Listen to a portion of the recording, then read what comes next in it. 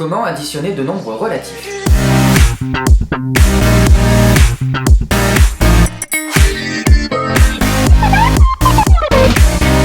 y a deux méthodes, et ça va dépendre du cas dans lequel on se situe. Soit les deux nombres sont de même signe, soit ils sont de signes différents.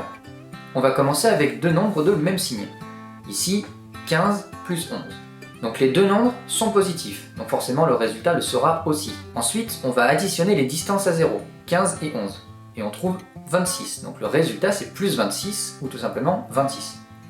Mais que se passe-t-il quand les deux nombres sont négatifs? Eh bien si j'additionne deux nombres négatifs, le résultat sera lui aussi négatif. Ici, moins 8 plus moins 7 va donner un résultat négatif.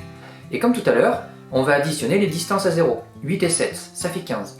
Donc moins 8 plus moins 7, ça fait moins 15. Comment ça fonctionne quand les deux nombres sont de signes différents? Ici, on va commencer avec moins 12 plus 15.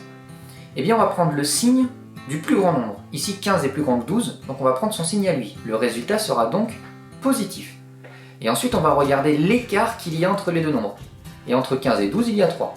Donc moins 12 plus 15, ça fait plus 3, ou tout simplement 3. Deuxième exemple, avec moins 25 plus 18. Là, cette fois-ci, le nombre le plus grand, c'est 25. Donc le résultat sera du signe de moins 25, c'est-à-dire négatif. Là encore, on va regarder l'écart qu'il y a entre les deux distances à 0, et entre 25 et 18, il y a 7. Donc moins 25 plus 18, ça vaut moins 7. Donc bilan de tout ça, ça se fait en 3 étapes. La première étape, on regarde le signe des deux nombres.